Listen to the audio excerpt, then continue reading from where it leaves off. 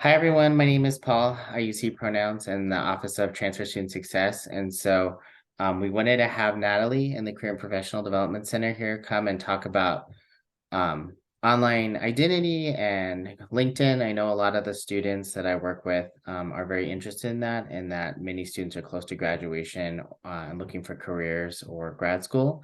So Natalie, take it away. Thank you so much. Thanks, Paul. Thanks for having me, everyone. Just get started for the student who's joined. If you can just scan the QR code to check in, that would be great so that we can get connected with you later on with the presentation. So just really quick, I tried to check in and it wasn't allowing me to check in. I don't know if I'm supposed to pre-register. Okay, so if you have trouble with the link, it probably means you haven't activated your HANDSHAKE account. So you'll want to do that. You can skip all of the kind of profile information, and then you can activate that. So okay, I will do. Thank you.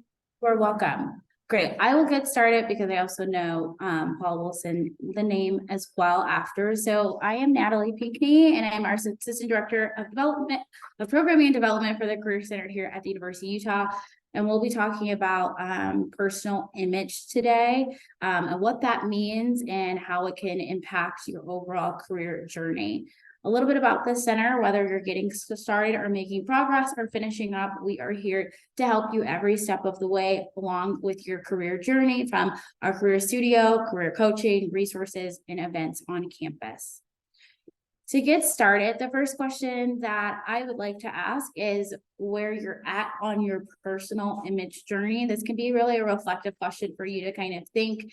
Do you feel confident about your personal image? Is it something that you want to increase? Do you feel lost? Hopefully throughout this presentation, we can help you feel a little bit more confident when it comes to what it means to have a personal image professionally. This presentation, we will define what personal image is, why it's important, what the pieces of a personal image include, and how we can maintain that image. We have a Q&A section towards the end, but you can ask questions throughout the presentation as well. So let's start with what is a personal image. So everybody has a personal image, whether they realize it or not. If you are not aware of your image, it probably means that you are not in control of your image. So everyone that you've come into contact with, including friends, family, and coworkers, that's a good place to ask what they think your personal image may be and what ideas they have of you. So in general, a personal image is basically your professional image. It encompasses your image and your presence, your unique skill, your field of expertise, and how you would promote yourself. Your brand is basically about perception management. So we want to basically be in control or manage the way people see us. So when they think of us professionally, we want to control the language and the words that they use so that we can really, again, control that image overall. Why this is important, the job market is really competitive. Also, messaging 101 kind of tells us that if you don't create the message for yourself, someone will create it for you. Having a good, strong professional brand really makes a difference in your career journey. I know for me personally, having a good professional brand has allowed me to get access into networking opportunities or even job opportunities that will help make my job search a little less complicated and a little easier when it comes to that next stage or that next journey that you may be wanting to go within your career journey. Your reputation professionally is really important when you're thinking about building your long-term journey. So we want to really be intentional about what we put out there and what that says about us or what people may hear about us. So when it comes to a professional image, we want to make sure that we are creating those foundations of our image. And we really need to figure out what that means. And it can really be a daunting task, especially if we've never done it before. Just like our life and our career, our image is going to grow and evolve over the course of our years as we have different experiences, and as we get older and as we have different job experiences as well. When it comes to creating a foundation for our personal image, there are 3 questions that we want to think about. The first is, how do I want to be perceived? Again, I keep saying this, we want to take control of our image and really ask ourselves, how do we want people to see us? Like, what do we want? What adjectives do we want people to say when they're describing our work style or our work ethic? Some of the questions that you can ask yourself is, what motivates you? What characteristics have you been complimented on? What projects have you helped others with? And what do you really like to do that you can spend hours doing kind of without any interruption, feeling tired or feeling overwhelmed? When it comes to the question, how do others perceive me? To figure that out, we can really ask these questions to our friends, families, and coworkers to ask how others will describe us. If we've never done that before, it could seem a little scary, but actually asking these questions can really give you a sense of where to start and how you're perceived. And you'd be surprised how much positive attributes people do say when they're thinking about how you are interacting with them professionally and even personally. The last question, which I think is really important when we're thinking about our career journey, which is, how do I perceive leaders in my industry? Understanding and mapping out your career can really give you a good place to start when it comes to who are the thought leaders in my industry. I would recommend, if you haven't already, on your different networks, whether it's Forever Utah or LinkedIn, to really get connected to those thought leaders. Follow them, see how they're interacting in your industry, what associations they're a part of, and how they present themselves and what brand they are actually creating for themselves. So when it comes to creating these foundations, or if we're thinking about our own personal image, we really want to start with our why. A good way to start with our why is basically creating a personal mission statement.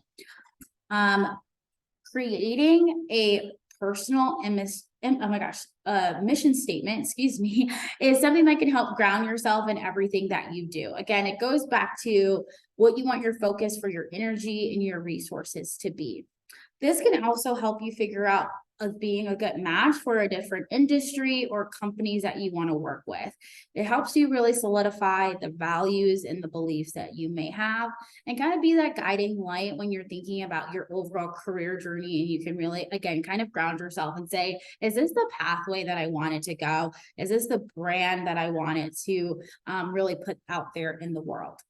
So we are going to work actually together to make a mission statement. So for those who've just joined, welcome. In order for us to do this mission statement, we want to first do what's called a self-inventory. And we want to think about our traits, our interests, our strengths, our goals, and write down a couple words that come to mind in each of these categories. So take the time right now, you have a piece of paper or whatever is in front of you where you can write this down, and think about yourself. What traits would you describe yourself as? Maybe that's outgoing, witty, really good people relationships. When it comes to your interests, maybe you are interested in communication or strategy. Maybe your interest is in with the environment, or you're really interested in tech or AI, which is a really popular thing now. When it comes to strengths, really thinking about what tasks you've done or projects you've accomplished and what you gave to that. So maybe your strengths is being a leader in a group project or teamwork. And then values is really kind of whatever you believe is a value for yours. There are no right or wrong answers when it comes to values or any of these things, but really what you want out of a career. So maybe that is more freedom, more independent. Maybe your value is money, which is okay if that is value for self-sustainability. And then overall, what are your goals when it comes to your career? Is it to be a manager or to be a leader at a nonprofit? Is your goal to create an application or to create a software? So take a minute or 2 or 5, or we'll see it, we'll come back and think about what your strengths, interests, values are, and we'll make a list of that so we can get started on making our mission statement.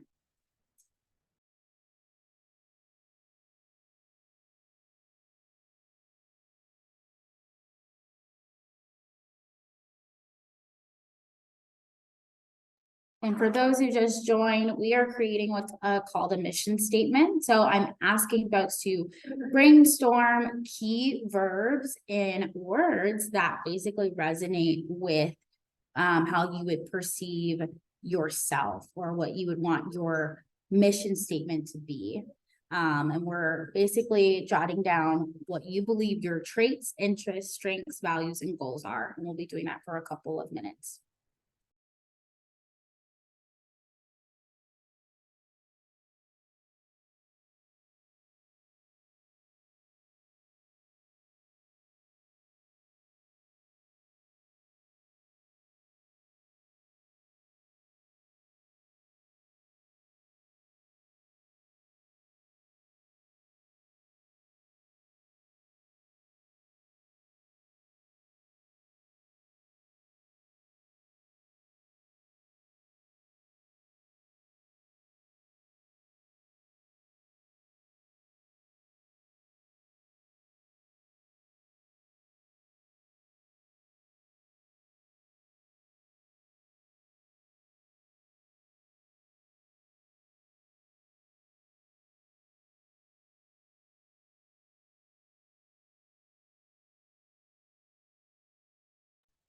As you write down words for these different categories, to start to ask yourself what themes emerge. And as you see some consistency, and it may even overlap with different categories, try to make a note to yourself about those themes too.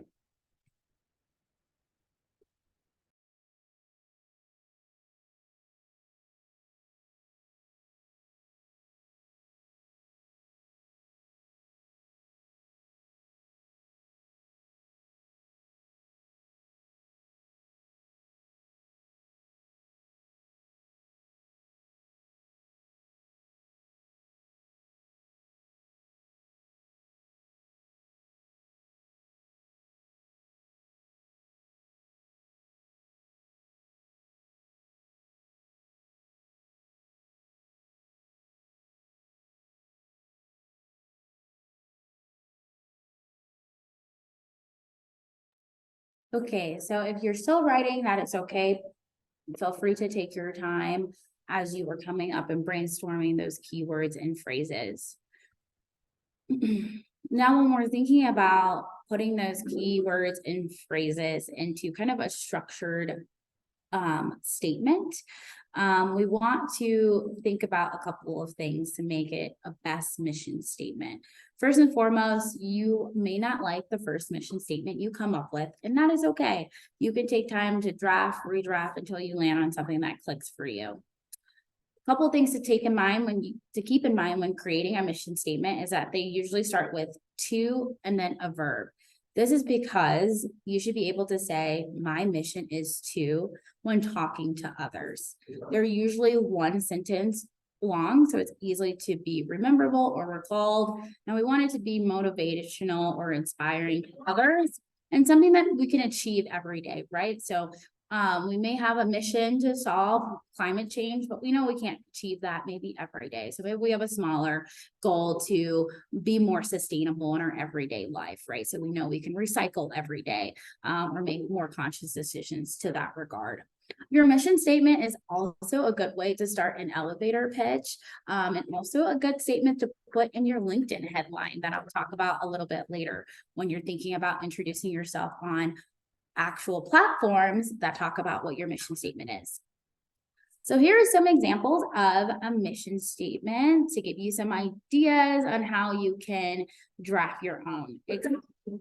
Like I said before, we don't expect you to have this down, but it's something that you definitely should keep working on. So I will rate them. The first one is to serve as a leader, live a balanced life, and apply ethical principles to make a significant difference. And that is the former CEO of Campbell's Soup. The next mission statement is to have fun in my journey through life and learn from my mistakes. That is from the founder of Virgin Group. And then the last one is to be a teacher, to be known for inspiring my students to be more than they thought they can be. And that is from Oprah Winfrey. I cannot speak today, excuse me. And as you can see, each of these statements are ones that they can live out every day, right? You can be a teacher every day, you can teach something, you can live a balanced life. Maybe you don't live it as balanced every day, but you're working towards it. And you can at least try to have a little bit of fun, and you probably know you'll make a mistake every day. So those are good examples of a mission statement that you can have inspiration from. Next, we want to talk about our values, and we want to think about the values that we want in a workplace, not to just survive, but to thrive. If you need to be able to have access to your supervisors for questions, then you may value communication. If you want variation day to day, you don't want the day to be the same, then maybe you value change or variety or even a fast-paced environment. So right now, I want you to take some time to think about what your top 10 values are in a workplace. If you're not sure or having trouble making a list, then start with what you don't want. Usually that's pretty easy to name off, and then you can work your way up from there. So I'll give you all a couple of minutes to think about your top 10 values that you would want in a workplace.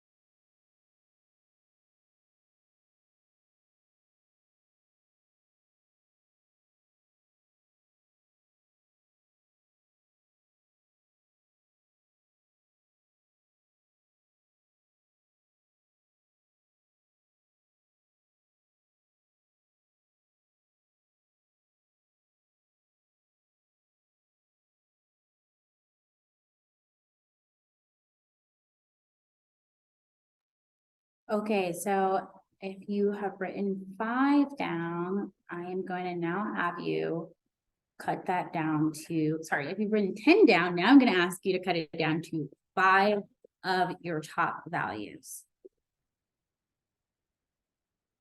And then I'll have a couple of you share a couple of values in a couple of minutes.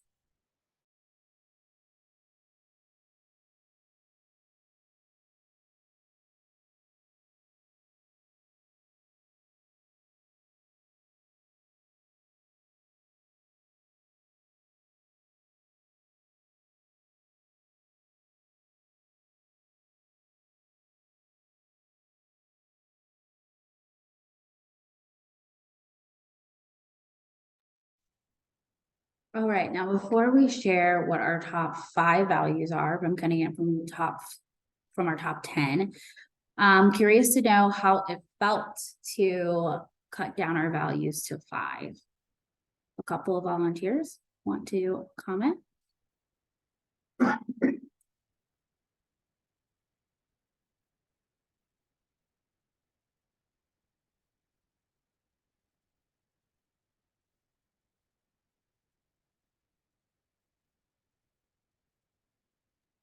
I can share a couple. Okay. I won't share all 5, but some of my favorites. I just said I would hope that they value my time and efforts and invest in growth and education as an employee, and also having a positive culture and inclusive company culture. Great. Was it hard cutting it down from 10 to 5? Well, I mean, I feel like a lot of mine are kind of the same thing, but in different words. So Okay, got it. Anyone else want to share a couple of their values?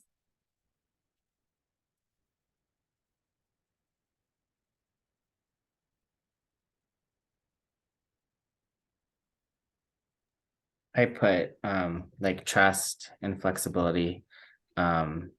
I think for me, like being seen as that someone can rely on me, I thought was important when I was trying to think through my values. Great. Awesome. So that is a good start. And to thinking about, again, what your values may be. Towards the end, I will be talking a little bit about your LinkedIn profiles, and we can see where we can put those values within that. And we can also use these values when applying for job and thinking about why you want to work there, why you're applying. You can also put these values within a cover letter. So they're very universal. Okay, so what are the pieces of your personal image? So that includes these 4 areas: your online presence, your resume and cover letter, your personal presentation, and your communication style.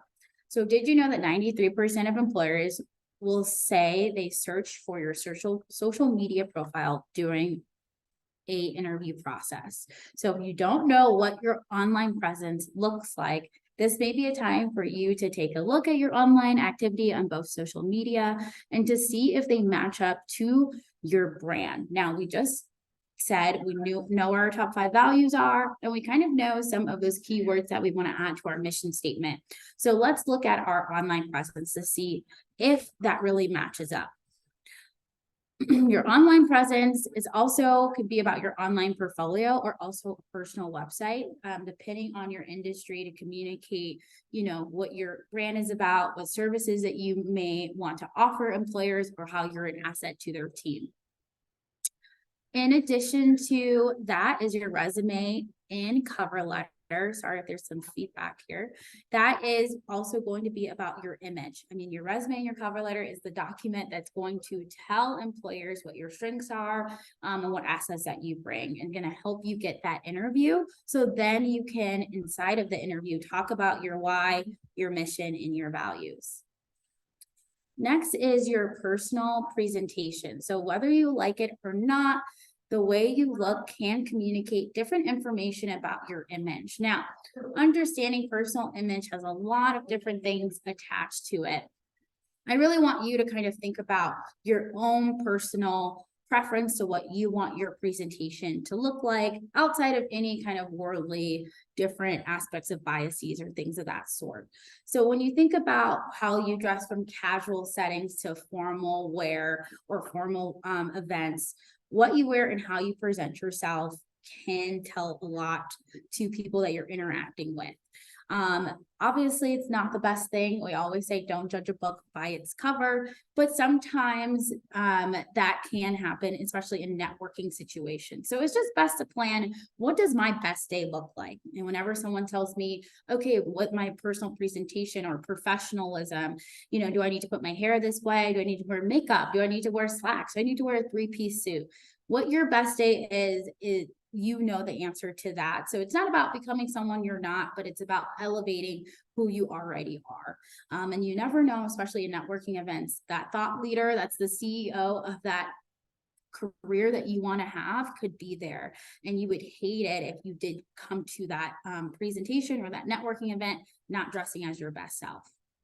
Your communication style, just like what you wear, does the same about how you are perceived. Communication style isn't just your verbal communication, but it is your nonverbal communication and your digital communication. So if you think you're a friendly person, but other people say you're closed off, maybe think about how you are approaching people, right? Is your body language like really closed off? Like, are you crossing your arms? Do you have a mean look? Are you smiling? Are you greeting people when you enter a room? Even when you're sending things like an email, right? Do you have a greeting where you're just saying, hi, this person, so that you don't seem to come off as maybe angry or unapproachable when it comes to communication style? So these are all things that you just want to get a good sense of when you're thinking about how you're presenting yourself, both in person and online and in networking situations. So speaking of networking and how to cultivate your image, growing your networking circles are going to help grow your image, help connect you with peers and professionals by going to networking events. Consider that 85% of all jobs are filled through relationships. networking will not only help you with your image and credibility, but it can also help you get a job. I'm telling you, the last job opportunities I've gotten have been from DMs on LinkedIn or a direct email. The best place you want to be in your career is that you're not applying for jobs, but people are asking for you to apply. So to do that, you really want to build up your network. You can find these networks by a couple of ways. LinkedIn. If you don't have a LinkedIn, consider that a thing that you should maybe do this week is to create a LinkedIn account. Being in college is actually the best time to start your LinkedIn account because you can friend every single person. LinkedIn is not like another social media page. It is very much a professional channel. So that gives you a great opportunity to connect. And hey, I literally will press that connect button to anyone and everyone, especially if they say they work at the University of Utah, because we all work here or we go to school here. So it's a good way to get connected. And you can also start to see how people post and interact on the platform so you can get more comfortable with it. There are also great alumni platforms here at the University of Utah. We have Forever Utah. You can actually join that. You don't have to wait to be an alumni. So you could be a current student and join that platform. You can get connected to mentors. There are tons of people who are wanting to mentor individuals, and you can get connected with them, have coffee with them, have dinner, and ask them questions or see what events that they are engaging with. Networking events are the best way for you to, again, grow your network. There are a lot of different ways you can find networking events. If you are not on HANDSHAKE, please activate your HANDSHAKE account. We have tons of networking events that we are doing every single semester to get you connected, including career fairs. If you haven't gone to a career fair, please do. In addition to networking events, sites like Meetup or even Eventbrite have a lot of events on there for different industries. So do a Google search, look what's out there, and then don't be afraid to attend a networking event. The best way to prepare for a networking event is to prepare beforehand with questions that you want to ask, see who's going to be there, see what the topic is. It can be really nerve-wracking, especially if you go by yourself, but the more that you do it, the more comfortable you'll be. When it comes to maintaining your networks, you want to continuously interact with the contacts that you make, even if you don't have any immediate career needs. Remember, it's all about freshening up those older connections, maybe sharing some articles with a contact based off of your industry, or just connecting with them at a networking event, or just offering them a cup of coffee. I know one person has told me a great way that they stay connected is sending Christmas cards every year for their networking event, for their networking circle. So if that's something that you're into, sending Christmas cards, some people even send like Valentine's Day cards to friends or their networks. That could be a good way to follow up to with your networks as well. And also just capitalizing on Forever Utah and LinkedIn can be a really great way too, sending a message to people, interacting with them over email or even over social media. And then a great way to learn from your networks is to do what we call an informational interview. And that's really asking them out to lunch or dinner and asking them about their career path. Like, how did they get started in their career journey? What advice do they have for you in your career journey? How do they make decisions? And how did they build their own network too? They may have some clues or some tips and tricks based off your industry that you may not know because you haven't been inside of the industry. So making sure to ask those questions will give you some good recommendations too.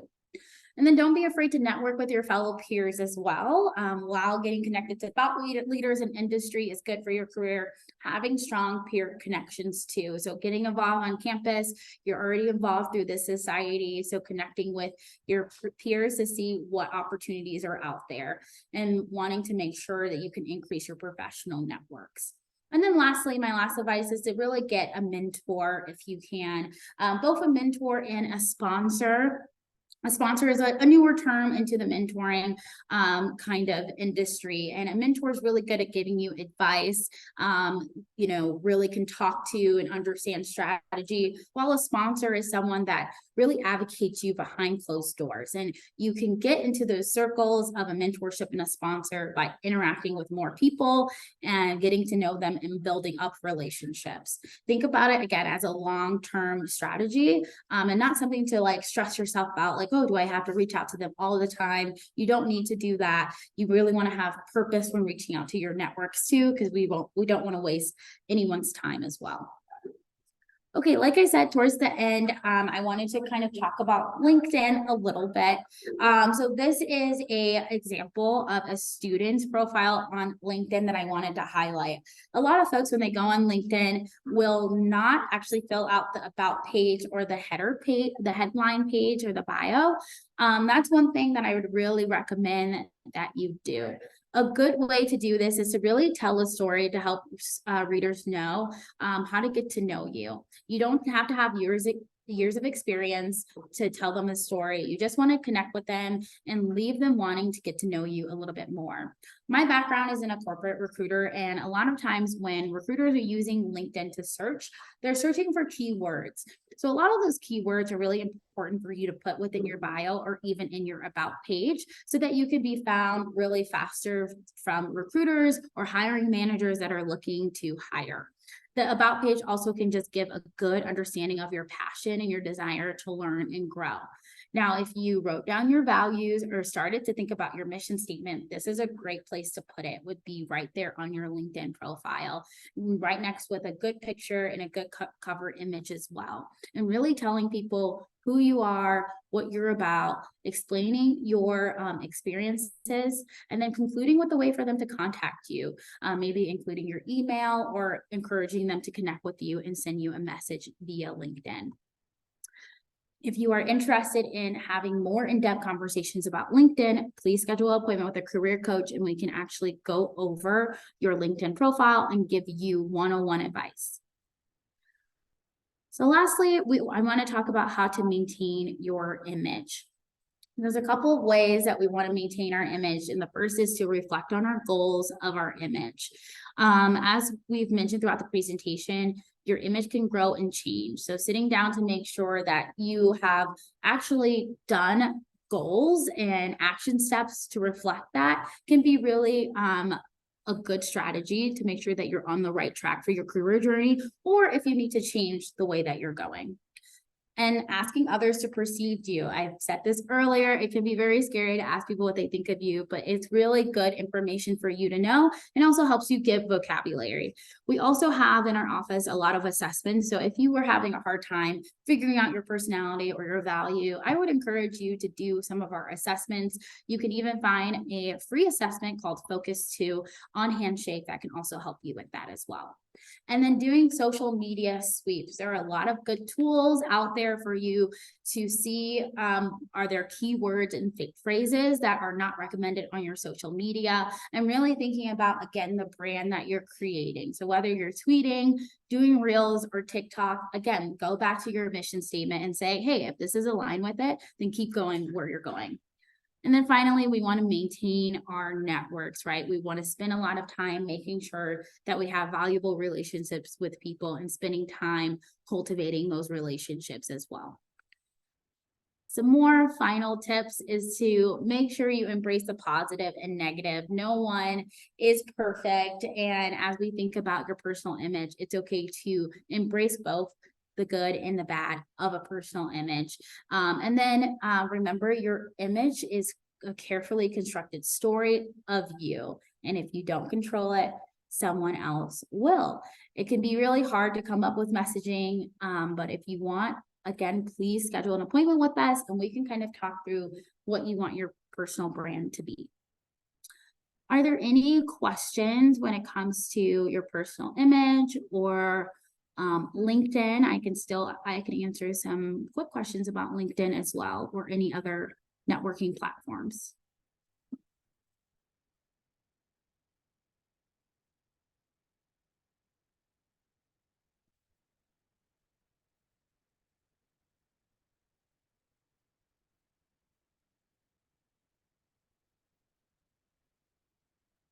Thanks, Natalie, for the presentation. I have a quick question. For students who maybe are unsure or kind of just starting their LinkedIn, do you have any tips for like kind of beyond, I think, some of the great tips of like what can go in kind of the about page, or for students who might be a little shy? Yes, I would say if you're shy about making your LinkedIn to try to connect with a lot of people as possible and see what they have on their profile, right? I think following different structures of different profiles is a good way to get started with that.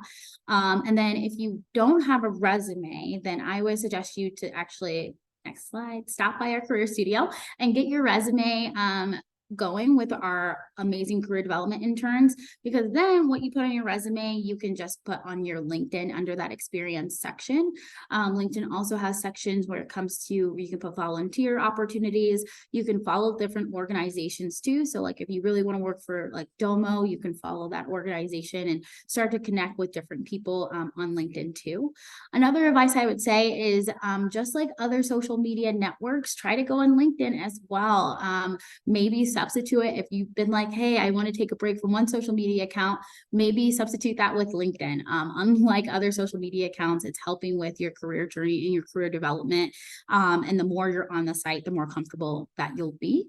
And then follow a lot of people as well, read and engage. Feel free. A good way to start engaging on LinkedIn is just by liking people's statuses and what they have to say, and then maybe grow from that to commenting and then reaching out to people via connections and sending them a message. And it can just simply be, would love to join your network.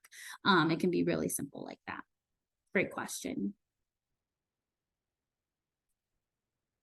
Any other questions about building your professional brand? I have a question. It's a little off topic, but kind of relatable to what I'm going through. I'm kind of like a bartender leaving the bar industry since COVID. And something that I'm running into when I go interview is I feel like people treat people in the food service industry that they don't have any marketable skills.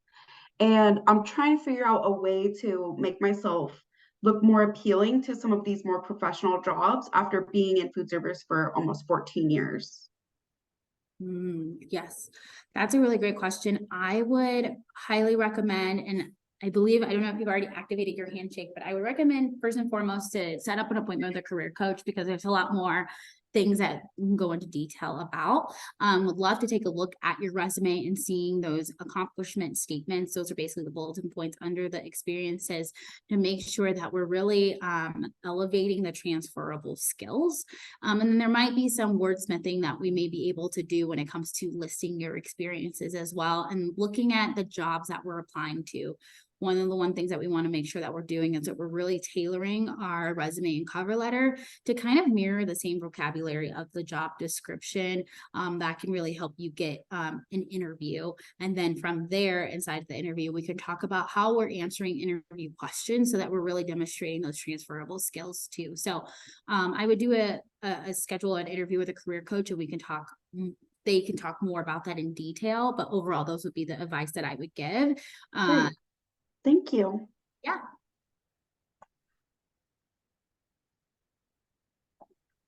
Any other questions?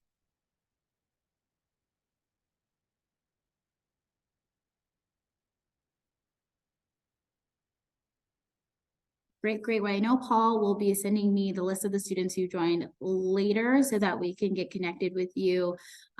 Please activate your handshake. It's both can be accessible through CIS, or you can also download the HANDSHAKE app.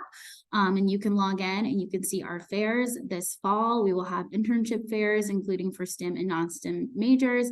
And we also have a whole week of career fest, which is our career week of workshops too. So pay attention to that so you can attend those things. And then lastly, if you want to take an assessment to give us some feedback, this workshop is